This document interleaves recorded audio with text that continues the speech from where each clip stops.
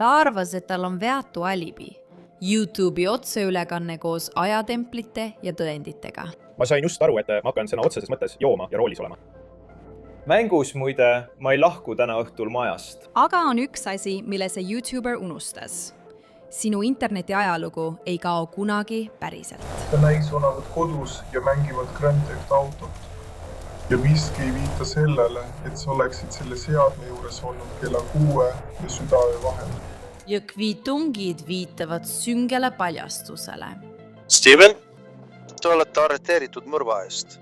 See on skandaal, mida esitleb Law and Crime. Mina olen Sierra Gillespie.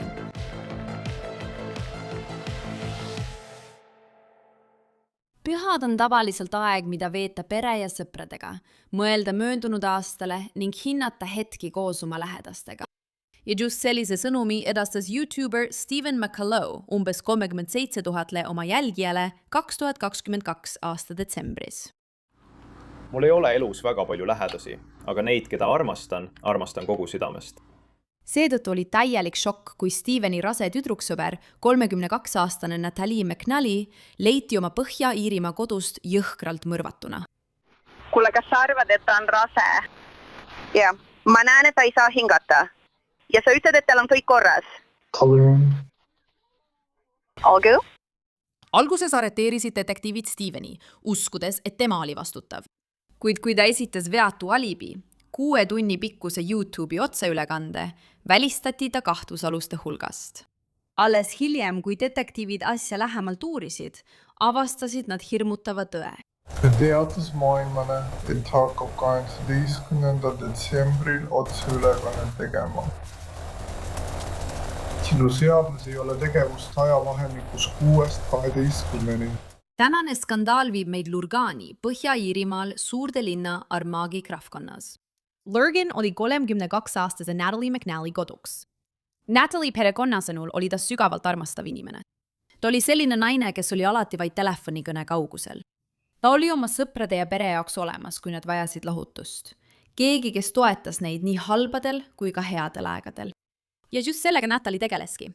18. detsembri 2022 aasta õhtul.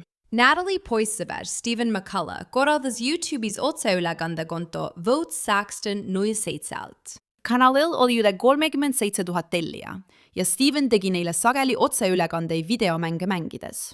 Pühade vaimus pani ta 18. detsembri otseülekandele pealkirjaks Violent Night Christmas. Natalie ja Stephen kohtusid Bumble'is 2022 aasta augustis ning alustasid oma suhet varsti pärast seda. Sama aasta novembriks teatasid nad, et ootavad koos last, poissi, kellele Natalie plaanis nimeks panna Dean. 18. detsembril 2022 saatis Natalie, alati toetav ja armastav tüdruksõber Stevenile sõnumi, soovides talle edu eelseisva otseülekandega. 20.04.24 logis ta isegi YouTube'i sisse, et vaadata Steveni otseülekannet.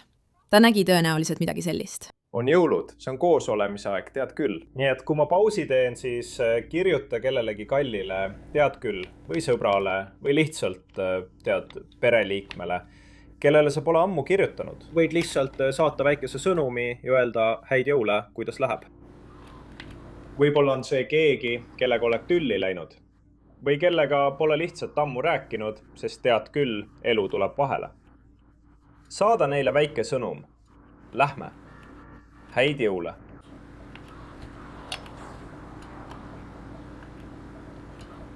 See on nagu see, mida Bill Murray ütleb filmis Scrooge lõpus.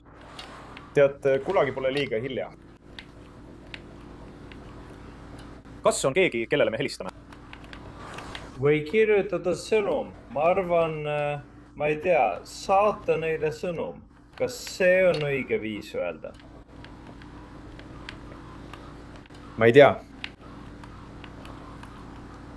Mul ei ole elus väga palju armsaid inimesi, aga neid, keda armastan kogu südamest. Nii et vähemalt on mul see olemas. Need on klipid sellest tegelikust otseülekandest, mille tegi Steven tol õhtul. Otseülekandes viitab ta mõnele olulisele asjale, sealhulgas pidevale teadaandele, et Steveni vestlusfunktsioon ei töötanud. Kuna see otseülekande tarkvara on jamab veidi, siis ma ei saa reaalajas vestlust kontrollida, mis on tõesti kahju. Nii et rääkige omavahel julgelt edasi. ma võiksin aeg-ajalt telefoni kasutada ja seda kontrollida, aga ma olen otsustanud, et mulle tegelikult ei meeldi need otseülekanded, kus inimesed lihtsalt istuvad ja loevad kommentaare ning ütlevad, jumal küll, palun küsige minult midagi, bro. Ja kui ma liiga kauaks telefoni jään, siis hakkan lihtsalt TikTokis kerima. Ja see aeg, mis ma olen TikTokis kerides kaotanud, on uskumatu, nii et jah, panen telefoni ära. Ma ei saa mingil põhjusel otsevestlust vaadata, sest kui ma seda teen, siis kogu asi hangub ja OBS läheb lolliks. Õige, jah. Nii et ma pean oma ärevuse sellepärast, kas stream jookseb kokku või mitte, lihtsalt kõrvale panema. Muidu mõjutab see kogu neetud asja. Aga jah, kui sul on küsimusi, kommentaare, arvamusi või midagi sellist, siis kehvasti. Mida ma tahan, et see oleks, on see, kas sa mäletad, kui sa kunagi vaatasid Big Brotherit vanasti, kui E4-l oli läbi jooksnud otseülekanne, mis näitas lihtsalt otsepilti majast.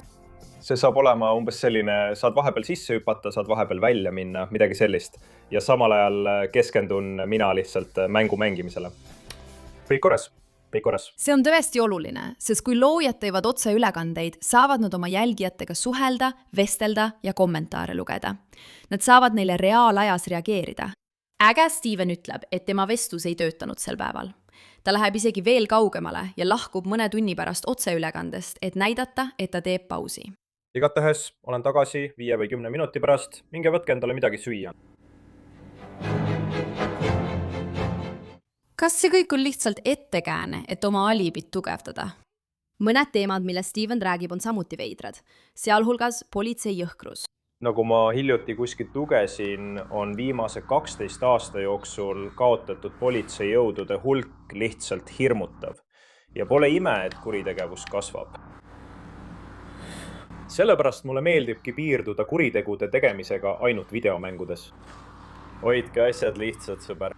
Ühel hetkel viitab Steven isegi sellele, kuidas kuritegu näida õnnetusena, enne kui ta ütleb otseülekandes Natalja nime. Jah, see on füüsika. See juhtukski päris maailmas. Apsa ei mängi absoluutselt. Tegelikult mitte. Ülekanne kestab umbes 6 tundi, kuni Steven lõpetab otseülekande selle sõnumiga. Ma arvan, et lõpetan selle ülekande, kui keegi teist ei vaata. Lihtsalt öeldes häid jõule kõigile. See on aeg, mida me ootame ja mille üle me noorena alati elevil oleme. Ja siis, kui me vanemaks saame, muutume palju küünilisemaks ja nii edasi. Ja siis jõuame sellesse etappi, kus mõistame, et asi ei käi enam meie kohta.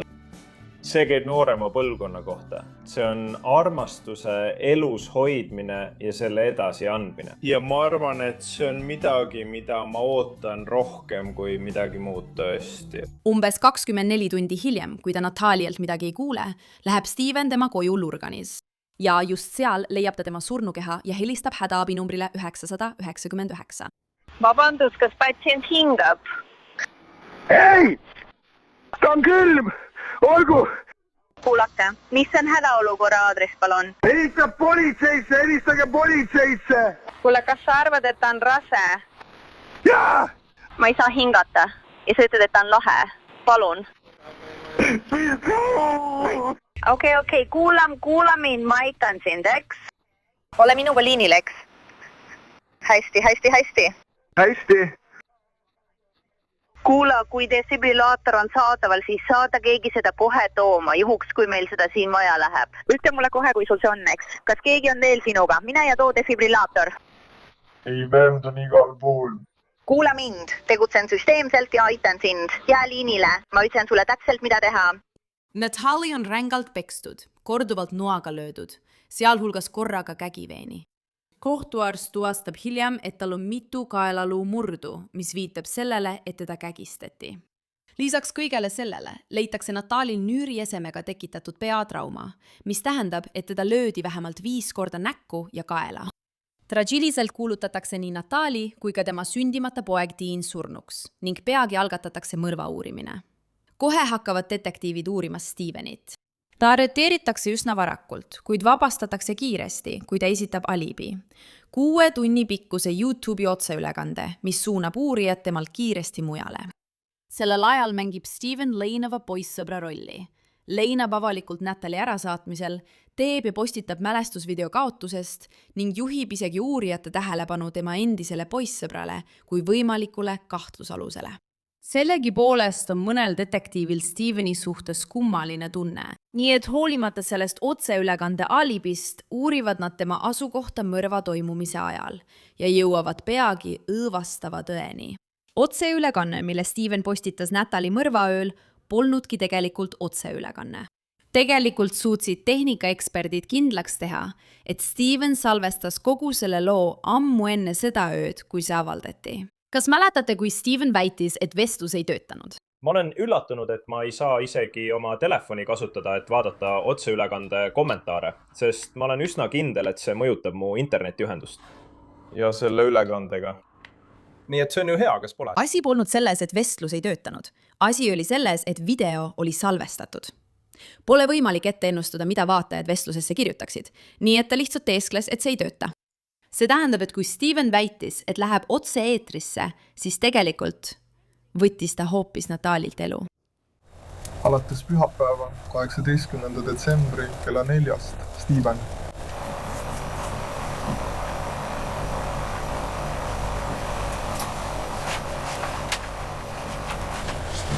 Nii et te uurite videot, lasete selle lihtsalt algusesse. Nii et alates kella 4 pärast lõunal ainult.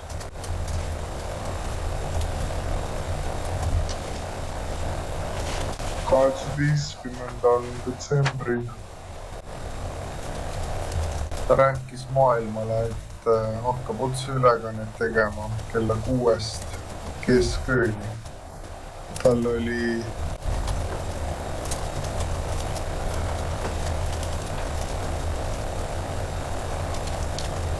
saatnud välja Twitteri postituse ja Instagrami postituse. Pöördes, et ta teeb otseülekannet. Räägivalt see jõulu otsemängu voogedastuse headus. Ta jätab mulje, et on kodus. Mängides Grand Theft Autot, istudes, Sinu seadmes. Nüüd on sinu seadet uuritud. Ma näen sind varsti, kui see läbi saab. Ja miski ei viita sellele, et sa oleksid seda seadet kasutanud kella 6 ja südaöö vahel. 18. detsembril. Sinu seadmel ei ole mingit aktiivsust kella 6 ja 12 vahel. Uurijad avastasid peagi, et 18. detsembri pärastlõunal kell 4, Natali mõrvapäeval, määras Steven otseülekande alguseks kella 6 õhtul. Eelsalvestatud video läheb otse eetrisse ja vaid pool tundi hiljem, kell 18.36, jääb Steven turvakaamera salvestisele, kui ta lahkub oma kodust maskeerituna. Mõni minut hiljem on temast video, kus ta sõidab bussiga Natali kodu suunas. Hiljem näitab uksekella kaamera videot, kus Steven läheneb Natali majale umbes kell 8.51. Peaaegu tund hiljem, kell 21.31, jääb Steven samale uksekella kaamerale peale, seekord lahkudes Natali kodust. Pärast seda nähakse teda taksot peatamas ja kuriteopaigalt põgenemas, suundudes tagasi oma koju. Umbes 24 tundi hiljem naasis Steven kuriteopaika, teesendas, et leiab Natali surnukeha ja helistas hädaabinumbrile 112. Kui uurijad lõpuks kogu selle teabe kokku koguvad, arreteeritakse Steven teist korda 31. jaanuaril 2023. Steven. Te olete mõrvas süüdistatuna arreteeritud, te ei pea midagi ütlema, kuid pean teid hoiatama, et kui te ülekuulamisel ei maini midagi, millele hiljem kohtus tuginete, võib see teie kaitset kahjustada. Kui te midagi ütlete, võib seda kasutada tõendina. Just nii ongi. Oota, Stefan, õmlused. Kahtlustades kogu seda juhtumit, andis Põhja-Iirimaa politsei välja avalduse, milles öeldi muu hulgas järgmist. McCullough oli väga enesekindel, et ta suudab õiglusest pääseda ja mängis ohvri rolli. Oma sõpruskonnas, McNally perekonnas ja Lurgani avalikkuse ees. See noor naine, väga armastatud tütar ja õde, oli 15 nädalat rase ning ootas põnevusega, et hakata ülejäänud elu emana planeerima. Siin sooritas ta pikaajalise ja šokeerivalt vägivaldse rünnaku, mis võttis Natalilt elu, samuti tema sündimata pojalt. See rünnak vapustas kogu kogukonda. See polnud mitte ainult häirivalt jõhker, vaid ka hoolikalt ja külmalt ette planeeritud. Armastav perekond on jäänud kujuteldamatu südamevaluga. Nad on kaotanud oma kalli Natali ja väikese poisi, keda nad nii väga soovisid oma perre tervitada. Stevenile esitati lõpuks süüdistus ühes mõrvas, kuna Põhja-Iirimaal ei ole eraldi süüdistust loote tapmise eest.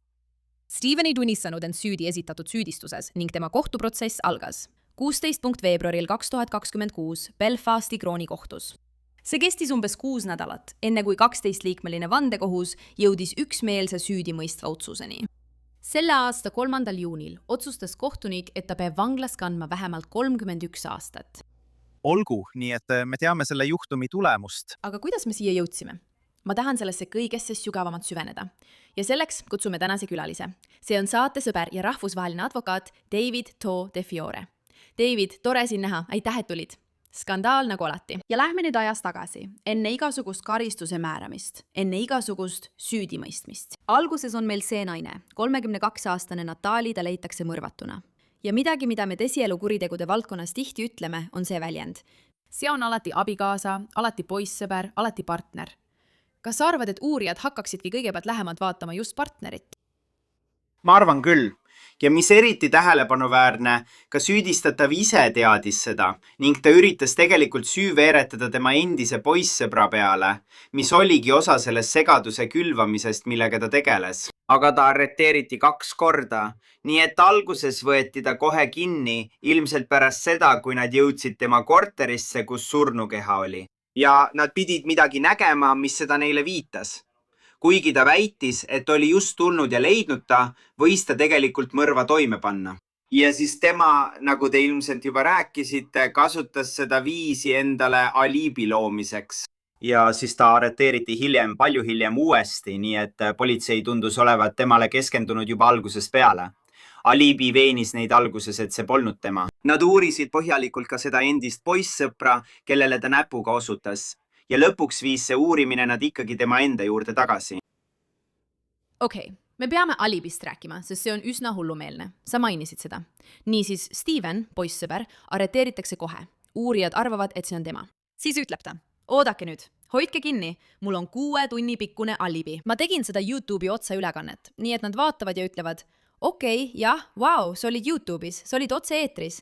Okei, ma arvan, et sa ei saanud sel ajal mõrva toime panna. Suurepärane. Kõik tundub korras. Loomulikult leitakse selles hiljem mõned augud ja see viib tema tulevase arreteerimiseni. Aga mida sa arvad sellest, et ta läks nii kaugele, et endale aliibi luua? Ma mõtlen, ta tegi 6 tundi järjest otseülekannet, mis minu arvates viitab selgelt ettekavatsetusele. Mis sina arvad? Noh, see on väga ainulaadne. Ilmselgelt kasutas ta ära tänapäevast tehnoloogiat, et proovida endale alibit luua. See on huvitav viis seda teha ja mind üllatab, et teised pole seda varem proovinud. Aga loomulikult pöördus see lõpuks tema enda vastu. Ja õnneks uurisid politsei ja uurijad seda väidetavat otseülekannet põhjalikumalt, mis tegelikult polnudki otseülekanne. Ja see ongi üks selle juhtumi kõige huvitavamaid osi ning põhjus, miks ma arvan, et see on palju meedia tähelepanu saanud. Jah, ma arvan, et sul on õigus, sest nii paljudel inimestel on alati telefonid kaasas. Me kasutame kogu aeg sotsiaalmeediat. Ma mõtlen, me teeme siin Law Long Crime'is kogu aeg otseülekandeid. Ma mõtlen, see on midagi, mida inimesed teevad. Nii et sul on õigus. On huvitav, et me pole rohkem selliseid asju näinud. Aga sinu mõtte juurde tagasi tulles. On tore, et detektiivid vaatasid asja üle, isegi kui pealiskaudselt. Ja olid nagu, wow, okei, nii et sellel mehel on alibi. Aga nad olid nagu, oota nüüd, midagi siin on kahtlane. Uurime natuke põhjalikumalt. Ja nii selguski, et nad kasutasid oma küberuurimismeeskonda, et juhtum täielikult lahti harutada. Kas sa arvad, et sellepärast läkski natuke rohkem aega, enne kui ta teist korda arreteeriti ja hiljem süüdistuse sai? Ja kindlasti. Väidetavalt küsitleti teda korduvalt, vist umbes 8 korda, kui ma õigesti mäletan. Ja nad pidid muutuma kahtlustavaks. Tõenäoliselt oli olemas märkimisväärseid tõendeid, mis viitasid sellele, et tema tegi seda. Aga siis oli tal väga tugev alibi, mis näitas, et ta oli sel ajal hoopis teises kohas. Otseülekanne ja lõpuks viis see vist selleni, et nad tõid kohale õiged eksperdid, et asja uurida. Kas ta oleks võinud seda otseülekannet võltsida, mida ta lõpuks ka tegi? Ja see paneb mõtlema, kas ta teadis, et tal oli see nõrkus? Kas ta kartis, et nad võivad välja uurida, et see ei olnud otseülekanne, vaid eelnevalt salvestatud ülekande? aga see on ikkagi väga ainulaadne viis ennast esitleda, nagu oleksid ühes kohas, kui tegelikult sooritad kuritegu hoopis teises. Jah, see kõik ongi, nagu ma ütlesin. Minu arvates näitab see suurt ettekavatsetust. See, et ta selle kõik läbi mõtles ja lõi, et ta esitas selle alibi uurijatele ja ütles, hei, ma polnudki seal, mul oli kõik korras. Ja ma arvan, et just see petmine on see, mis mulle silma jääb. Ja ka see, mille sina välja tõid. Miks?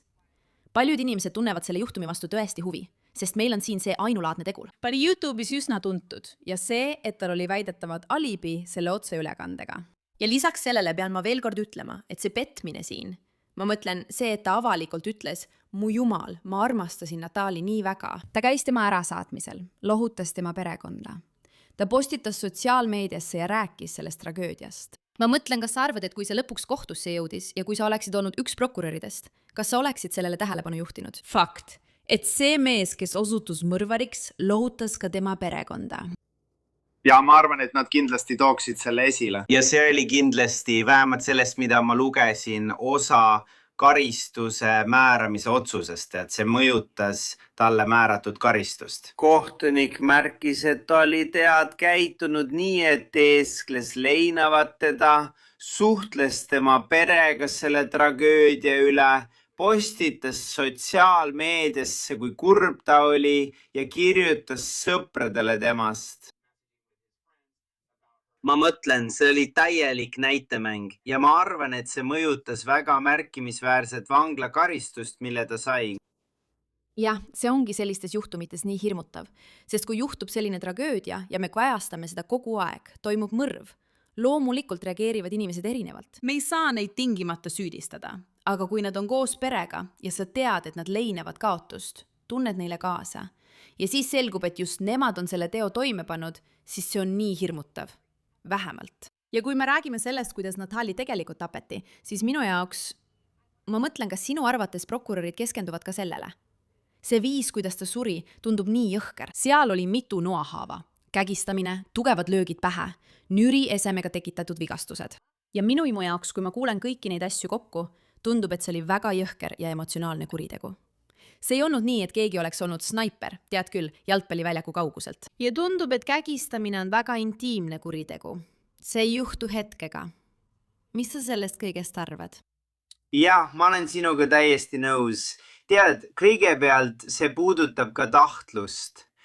Ja selleks, et prokurörid saaksid esitada mõrvasüüdistuse, pidid nad tõestama nii seda, et ta tegi seda, kui ka seda, et ta kavatses teda tappa või põhjustada tõsist kehavigastust. Ja kõigepealt see, kuidas see kõik toimus, kui vägivaldne see tapmine oli, et ta pussitas ja kägistas teda.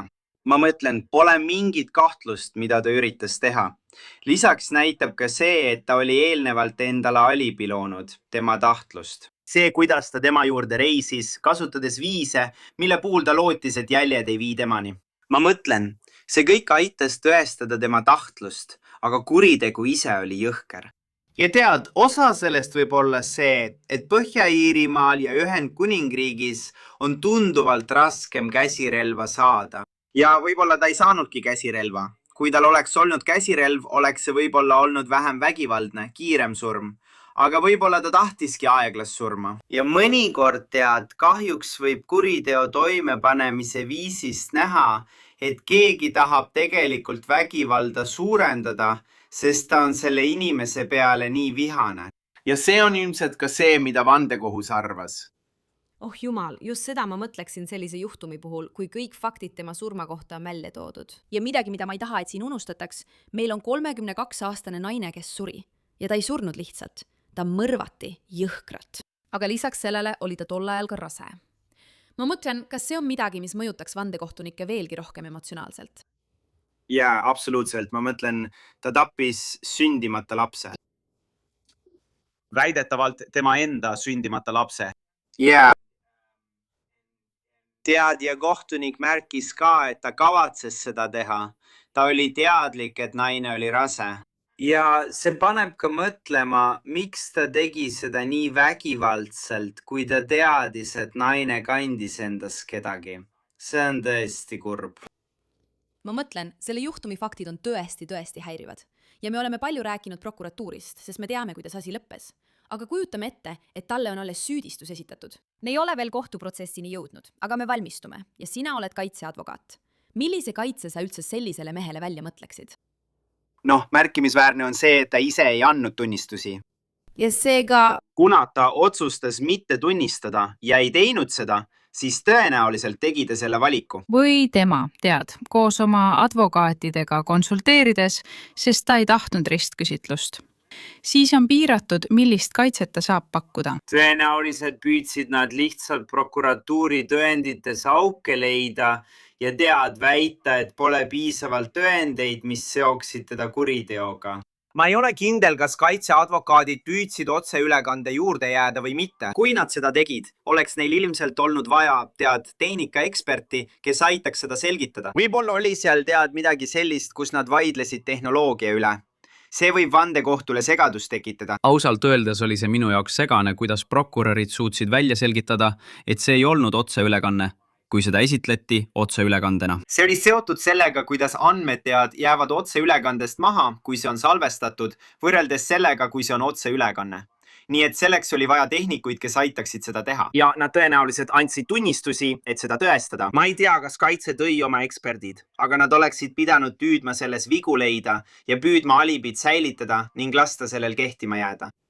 Jah, seda on tõesti raske ümber lükata, sest sul on õigus. Ma ei ole mingi tehnikaekspert. Ma lihtsalt usaldan seda, mida eksperdid tunnistavad. Aga põhimõtteliselt tundub, et andmed on erinevad, kui sa teed otseülekannet, võrreldes sellega, kui sa salvestad ja postitad selle nii, nagu see oleks otseülekanne.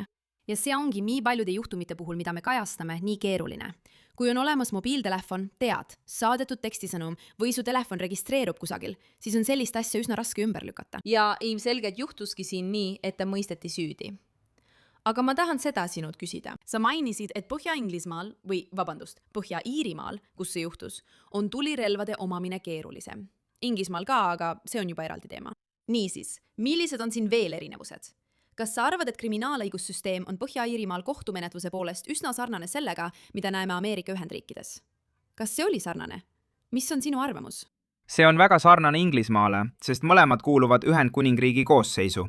Mõlemas kehtib tavaõiguse süsteem. Selles mõttes on see sarnane ka siin Ameerika Ühendriikides kehtivale süsteemile. See on tavaõiguse süsteem. Ühendkuningriigis on erinevad kohtud. See oleks olnud klooni kohtus, ma usun, sest tegemist on väga tõsise kuriteoga. See oleks andnud talle õiguse vandekohtule ja tal oligi vandekohus.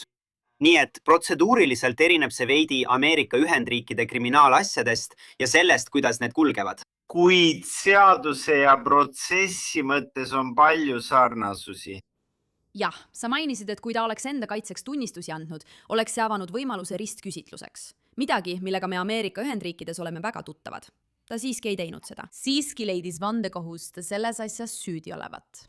Kas sind üllatas see otsus? Ei, mind ei üllatanud see üldse. Tead, kui prokurörid suutsid välja selgitada, et see ei olnud otseülekanne ja tead, nad kasutasid tehnoloogiaeksperte ning esitasid tõenäoliselt üsna tugevaid tõendeid selle kohta, et see ei olnud otseülekanne, siis ma arvan, et kogu tema vabandus laguneb koost ja saab selgeks, et tegemist on pettusega. Ja lõpuks oli tema see, kes teeskles, et leidis ta päev pärast seda, kui ta tegelikult ta tappis. Ja seal pidi olema märkimisväärseid DNA tõendeid, mis sidusid teda kuriteoga. Ja mingis mõttes oli see ilmselt üsna selge juhtum, eriti kuna tal tõenäoliselt polnud eriti kaitset. Kui tal oleks olnud tõesti tugev kaitse või ta arvas, et mõjuks vandekohtule usaldusväärsena või suudaks teha emotsionaalse pöördumise, mis oleks vandekohtule mõjunud, oleks ta tõenäoliselt tunnistanud, kuid ta otsustas seda mitte teha.